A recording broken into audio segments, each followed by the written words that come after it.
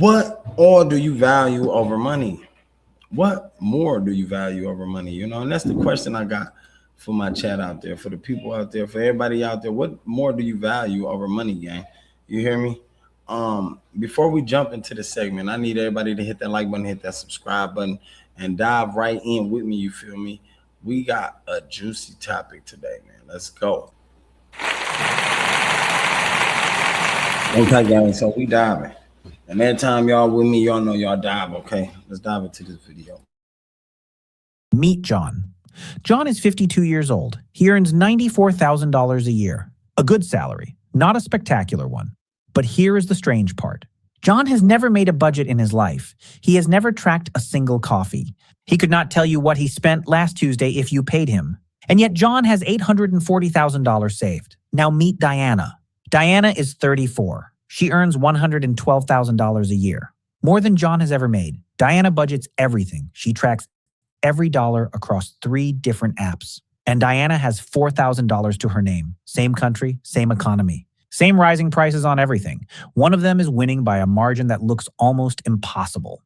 And the difference between them is not income. It is not discipline. It is not some secret stock nobody told you about. The difference is a single decision both of them make, or fail to make, in the 60 seconds after their paycheck lands in the account. That decision is the best financial advice you will ever hear, and almost nobody actually follows it. So let us talk about what really happens on payday. Most people think payday is a finish line. The money arrives, and a quiet relief washes over them. The danger is hidden inside that relief. Because the moment that money hits your checking account, it stops feeling like a tool and starts feeling like permission. Permission to breathe. Permission to spend. And the numbers show exactly where that leads. 68% of Americans live paycheck to paycheck, and that number includes people earning 6 figures. 44% of workers earning more than $100,000 a year say they have little or nothing left at the end of the month. Read that again. Nearly half of 6-figure earners are running on empty. This is not a poverty story. This is a routing story. The money is coming in. It is simply leaving in the wrong order, through the wrong door, before it is ever told where to go. People assume the problem is that they do not earn enough. For most of them, the real problem is what they do in the first hour after they get paid. Here is what the data shows. Let us keep this fair and let us make it concrete. John and Diana are not that different on paper. John takes home about $5,400 a month after taxes. Diana takes home about $6,300 a month. By raw cash flow, Diana wins every single month. She has $900 more landing in her account than John does. If money were a race of who earns the most, Diana laps him. But money is not a race of earning. It is a race of routing. Watch what each of them does in the 60 seconds after the deposit hits. Diana opens her banking app and feels good. The balance is high. She mentally files the bills she knows are coming. Rent, the car, the credit card minimum. Then she lives. She spends from the top of the account, freely, all month long, and whatever survives until the next payday, she tells herself she will save. Some months that leftover is $300. Some months it is nothing. Some months it is below nothing. Now watch John. The moment his paycheck lands, money starts moving, automatically before he is even awake. A fixed amount leaves for his retirement account. A fixed amount leaves for his emergency fund. A fixed amount leaves for his long-term investments. By the time John looks at his checking account, the money he is allowed to spend is already the only money there. He is not more disciplined than Diana. He has simply made discipline unnecessary. His system spends his willpower for him while he sleeps. This is the whole game. Diana saves what is left after she spends. John spends what is left after he saves. Those 2 sentences sound almost identical. They produce 2 completely different lives. Meet Carla, John's coworker. Carla is 32, earns $68,000, and 3 years ago she copied John's exact setup. Meet Maya, 28, who just landed her first real job at $52,000 and is about to learn this. For the first time, 4 people, 4 paychecks. The order they move their money will decide everything. Here is what nobody tells you about willpower. Willpower is not a savings strategy. It is a tax you pay every single day and it runs out. Every time Diana opens her banking app and sees $4,000 sitting there, she has to decide consciously not to spend it. She has to make that decision again at lunch, again at the checkout, again when the sale email arrives. Most people lose. So first off, right away, gang, he said something that was very interesting, right? Most people Most people lose the identity of the money. Definitely if they ain't doing that first thing in the first hour, right? If you ain't doing that first investment in that first hour, that's how I look at it. If you ain't investing in those dollars, gang, you ain't putting them where they need to be, where they belong. Then yes, I can expect you to feel like, yo, I ain't getting paid enough. Yo, this money ain't enough. Yo, this just, it ain't what it seems to be. And at the end of the day, it's never that. At the end of the day, sometimes we be looking at it the wrong way. We look at it the wrong way, might be looking at it a little backwards at the end of the day too.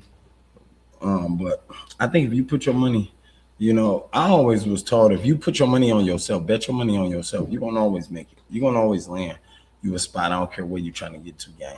That's guaranteed. You're gonna always find yourself in a home, wherever you need to be or wherever that is. You feel me? Definitely at the right moment. But always think of it that way, though. Let's keep going, though, gang. Lose this fight not because they are weak, but because the fight never ends. The account is full, the temptation is constant, and the human brain is simply not built to say no to. 100 times a month. John removed the fight entirely. His savings left the account before his brain ever registered them as available. You cannot spend money you never saw. That is not a motivational quote. That is the mechanical reason pay yourself first works when budgeting apps fail. The fix is one setting. You log into your bank, and you schedule an automatic transfer for the same day your paycheck arrives. Not the end of the month. The same day, the money moves into savings and investments before it ever touches the part of your brain that wants things. Most people try to save with their willpower. The wealthy save with their calendar. Let me show you what that calendar actually does over time, because the gap is bigger than it looks. John started automating $800 a month into investments when he was 32. Not a heroic amount, less than the cost of his old car payment. He never raised it dramatically. He just never turned it off. At a long-run average market return, those automatic transfers quietly compounded for 2 decades into the bulk of his $840,000. He did not pick winning stocks. He did not time a single market dip. He simply moved money first, every payday for 20 years, and let compounding do something his willpower never could. Now compare Diana. Diana has saved on and off the entire time. The problem is the on and off. She saves $300 one month, then raids it the next, then starts over, then stops. Her money never gets to sit long enough to compound.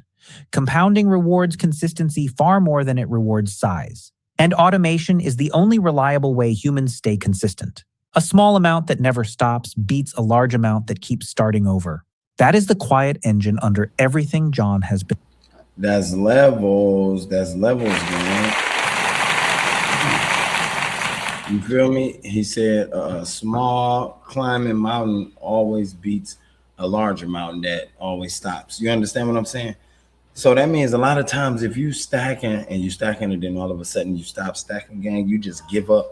That right there is the killer. That right there, it defeated your whole plan and getting to your success line or getting to your desired reality. If you give up as easy as you do, on every other task that you got in life and every other goal, gang, you just stop stacking your money. You stop stacking your paper. Like right away, you already failed yourself. You know what I'm saying? I don't think it's nothing worse than failing yourself. Like failing yourself is always worse than anybody else failing you, my nigga. Like I don't. So you gotta learn how to stack your bread. The moment you get that bread, gang, learn how to stack that shit.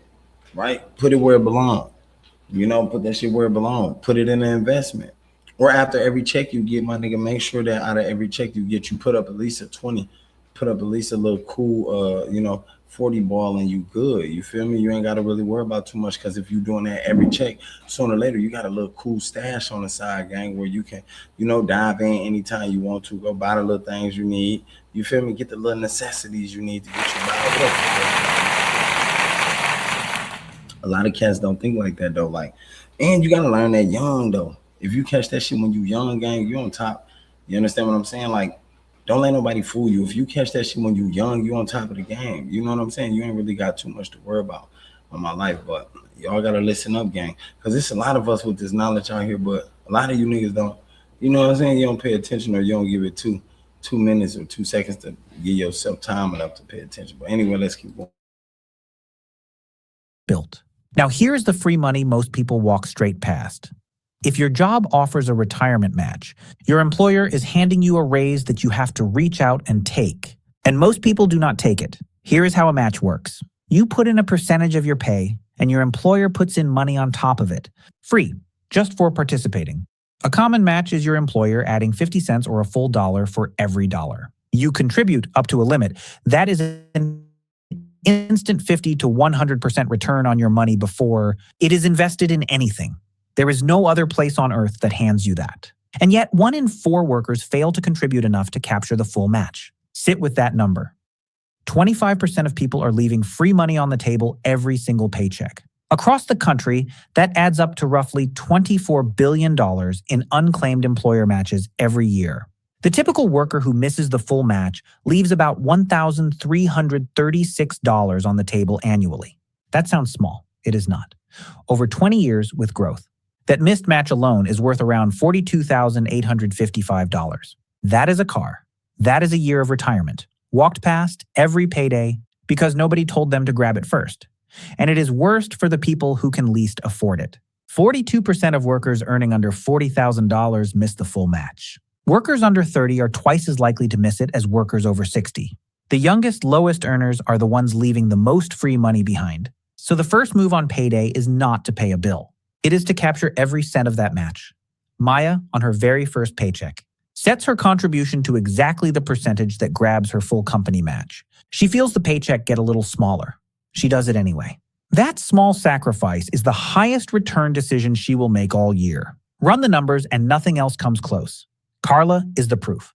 3 years ago, Carla was contributing $0 to her retirement account. Her employer offered a dollar-for-dollar match up to 5% of her pay. On her $68,000 salary, that was $3,400 of free money, sitting there that she was walking past every single year. She thought she could not afford to contribute. The truth was the opposite. She could not afford not to. The day she copied John's setup, she turned on a 5% contribution and captured the full match. Overnight, her effective savings rate did not go to 5%. It went to 10% because her employer matched every cent. She found money she did not know she had simply by reaching out and taking what was already being offered. Most people leave that money on the table for years and call it being responsible. It is the most expensive habit they own. There is a friend in this story too, and he is the cautionary. The crazy part is, that's one of the best things right there that's better than money. You hear me? That's one of the best things that's better than money. You hear me? What I just said right there. Everything he just said, everything he just spoke on, that's way better than money, gang. I ain't gonna lie to you. I cannot lie to you. Because nigga, that's all you catching up on all the old money, all the missing money, or all the, the unadvanced money that you didn't, partake on, right? Or that you didn't advance on, that you didn't pick up on. A lot of times that shit right there be worth doing. It be worth gaining. You understand what I'm saying? It definitely do. Like, why wouldn't it? Why wouldn't you want to go get that extra shit any time of the day? I want to hop right on it. Because all of it matters. All of it count. I don't got feel the other way around. Like, no, it don't count. Yeah, it do. All that shit matter, gang. I ain't gonna lie to you. Definitely when you start needing it and you start, having little problems and situations that, cause for you to, get that little extra bag that you missed last week or last year or last month, whatever the case may be. But at the end of the day, if you're on top of it, or you see, the only way to really be on top of it, if you got somebody that's giving you the game, if you got somebody that's pitching you the game, like, hey, yo, look, you're missing out on this, that, and the other, then that's where it matters. Yeah, that's where it matters, man. But if you don't got nobody that's pitching you the game, you know what I'm saying? Nobody that's throwing you the knowledge on that paper, that's telling you, look, you left a cool rack over there. You left a cool 2 G's over here, right? You should have did this way, or however that may be. Then you asked out. You know what I'm saying? This is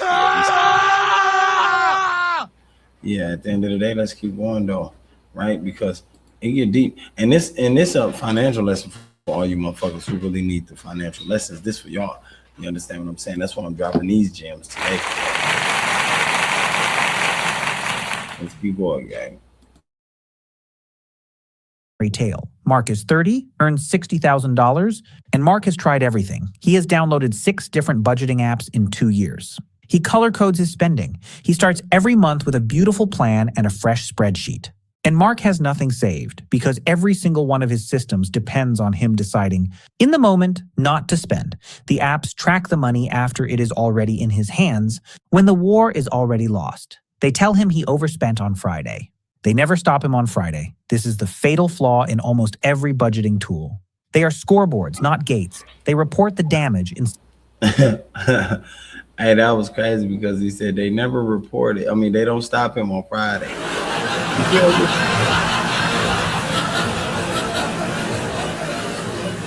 that's real true, man. You ain't stop it.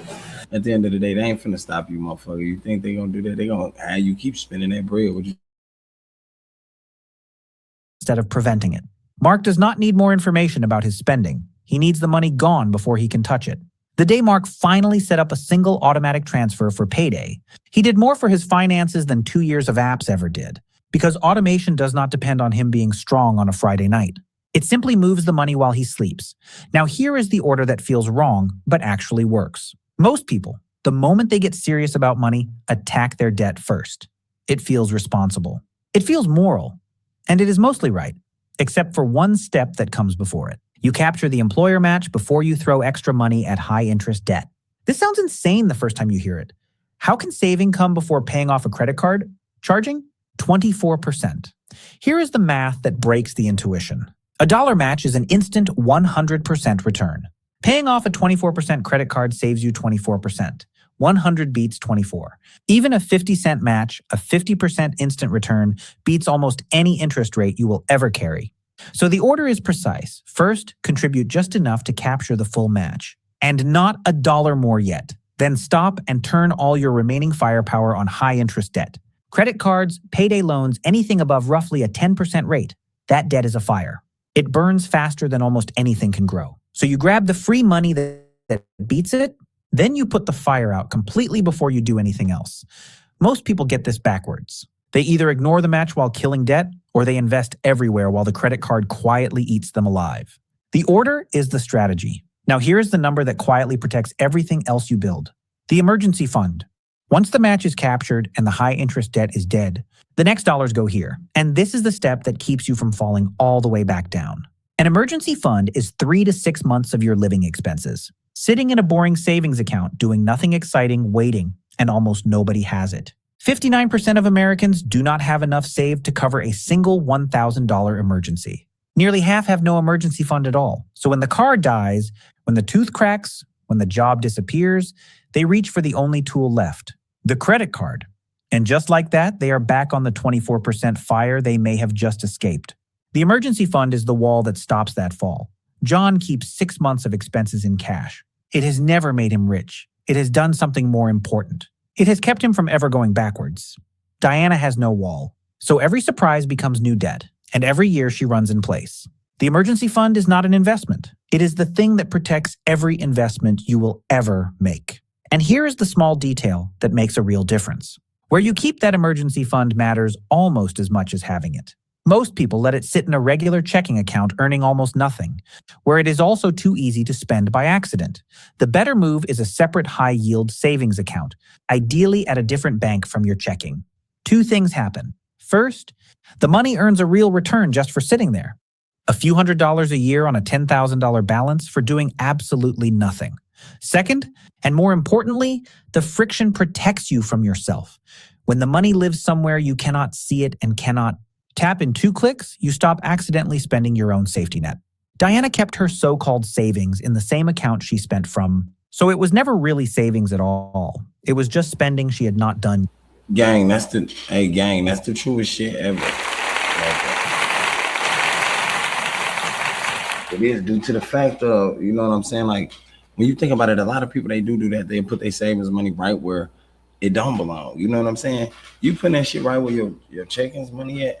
You putting that shit right where your bills money at. You know what I'm saying? You putting it actually where you are able to look at it visually and be like, you know what? Where I can put it back.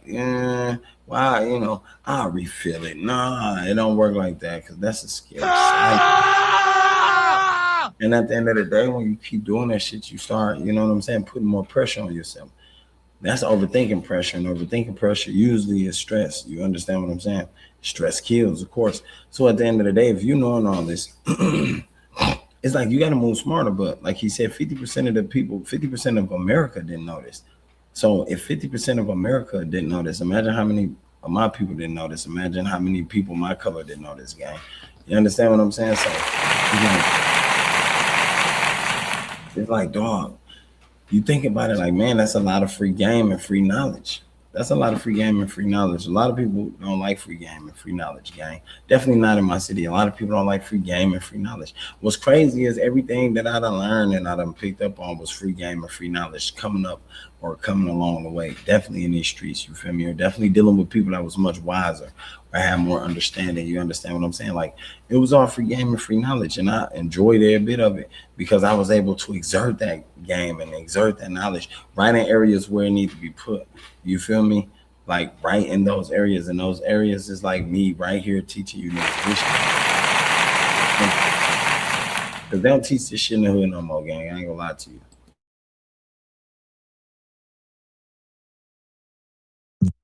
Yet. John keeps his wall in a separate account he almost never logs into. Out of sight, out of reach, quietly earning, that is the difference between money that protects you and money that just happens to still be there.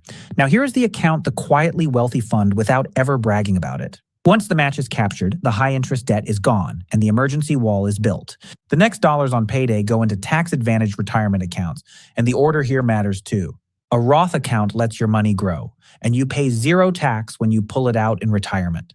A health savings account, if you qualify, is arguably even better. Money goes in untaxed, grows untaxed, and comes out untaxed for medical costs.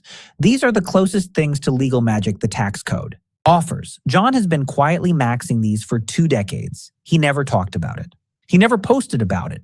He just routed money into them every payday automatically and let 30 years of compounding do the loud work in silence. The wealthy are not louder than you. They are just more automatic than you. And the tax savings are not small. Every dollar John routed into these accounts grew without the government taking a cut along the way. Over 30 years, that difference alone, paying tax once instead of every year, can mean hundreds of thousands of extra dollars in the same person's account for the exact same contributions. He did not earn more than Diana to get there. He just let the right accounts do the quiet, tax-free heavy lifting while she paid full price on everything she touched. Now here is the trap that scales with your income. And it is the reason Diana earns more than John but has less. It is called lifestyle creep, and it is the silent killer of high earners. Here is how it works. You get a raise. The raise feels like freedom. So your spending quietly rises to match the new income. A nicer car, a bigger apartment, the upgraded everything. Within a few months, the raise is gone, fully absorbed, and you feel exactly as stretched as you did before. This is why a person earning $150,000 can feel the same paycheck to paycheck panic as someone earning $50,000 just with a more expensive car payment. 20% of households earning over $150,000 still say they are stuck in the cycle. Diana did everything society told her to do. She earned more, and every time she earned more, her life quietly got more expensive and her savings stayed flat. John did the opposite. Every time John got a raise, he sent most of it straight into his automatic transfers before his lifestyle ever saw it. He let his income grow and refused to let his spending chase it. Here is what nobody tells you about raises. A raise is not money. A raise is a fork in the road. One path automates it before you feel it. The other path lets it evaporate into a slightly nicer life you will not even remember. Now let us put a single number on the whole system, because there is one. The target is to route about 25% of your gross income into your future every payday before you spend a cent of the rest. That is the savings rate the math rewards. It sounds steep. You do not start there. Maya starts at the match, maybe 6%, and climbs 1 percentage point every time she gets a raise, so she never feels the squeeze. Carla, in 3 years, climbed from 8% to 19% and barely noticed, because she raised it on raise days when the new money never hit her lifestyle. The 25% is the destination. Automation is the road. And the order? Match, then high-interest debt, then emergency fund, then tax-advantaged accounts, is the map that keeps every dollar going to the highest return job available the instant it arrives.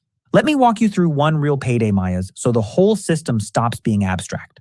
Maya gets paid $2,000 after taxes, twice a month. The old way, She would see $4,000 a month and spend down from the top until it was gone. The new way, the moment each 2,000 lands, the machine goes to work before she is even awake. First, her retirement contribution has already grabbed her full employer match. That came out before the money ever hit her checking. Next, a small automatic transfer pushes $150 into her separate emergency fund account. Then another automatic transfer sends $100 into her Roth. By the time Maya opens her banking app over coffee, the number she sees is already the number she is allowed to spend. There is no decision left to make, no willpower required. She did not budget harder than anyone else. She just stood the system up once and let it run. That is what doing this when you get paid actually looks like in practice. It is not heroic. It is a handful of settings you turn on one evening and almost never touch again. Now you might hear all of this and think it sounds too simple. That was Diana's father's objection too.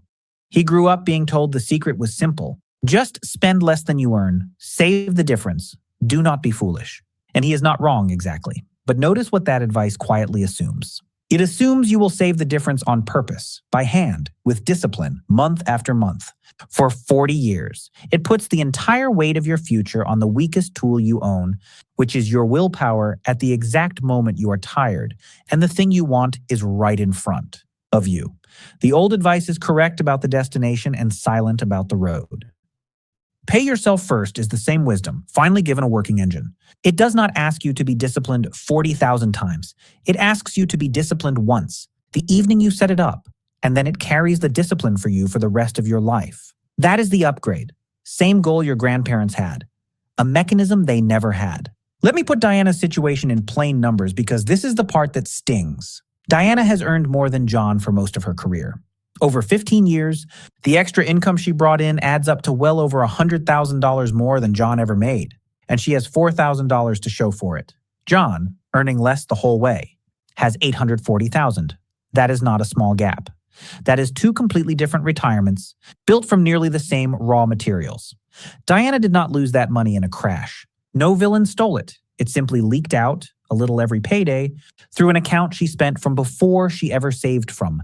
15 years of higher income, routed in the wrong order, produced less than 15 years of lower income routed in the right one. If you ever needed proof that the order matters more than the amount, that is it. Diana is not behind because she earned too little. She is behind because her money was never told where to go before she could spend it. So here's the twist, and it is the part almost nobody gets. The best financial advice you will ever hear is not save more. It is not earn more. It is not cut your coffee or track your lattes or download another budgeting app that you will abandon in 9 days. The best financial advice is this: change the order your money moves. That is it. That is the entire secret that separates John from Diana. They earn similar money. They live in the same world. The only difference is that John's money is told where to go before he can feel it land, and Diana's money is spent before it is ever assigned a job. You do not have a spending problem. You have an order problem. And an order problem has a one-evening fix. Tonight, you log into your bank. You set one automatic transfer for the day you get paid. You set your retirement contribution to capture every cent of your match. And from that day forward, you become the person who pays themselves first, before the world gets its hands on your paycheck. Money you never see is money you never miss. The willpower battle that Diana fights and loses 200 times. A month John simply never has to fight.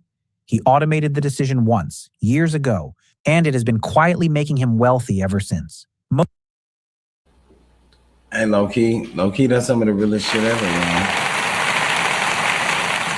That is, and I can't lie, because with that information right there, you creating generational wealth. I don't care what you're talking about. You putting your people in a position to win forever. You know what I'm talking about? You putting your people in a position to win forever when other people around you ain't really put you in a position to win. And I think that's what it's all about in life. You know what I'm saying? Right now today, I think everybody is all about, self, right? They for self. Nah, at the end of the day, gang, you got to be for others and yourself. You know what I'm saying? You got to be to serve. You got to use your power to serve. You got to be in position to, you know what I'm saying? Make more, make plays. You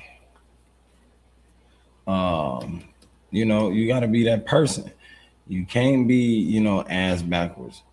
Do you give? Let me see, y'all. I'm changing something. Oh, yeah. All right, yeah, you got to be one of them people who want to help others, because that shit'll come back to you. The karma will come back, good karma. You feel me? What all do you get? Okay. Anyway, man, I love y'all. Y'all make sure y'all keep your head up. Stay safe, gang. I am out.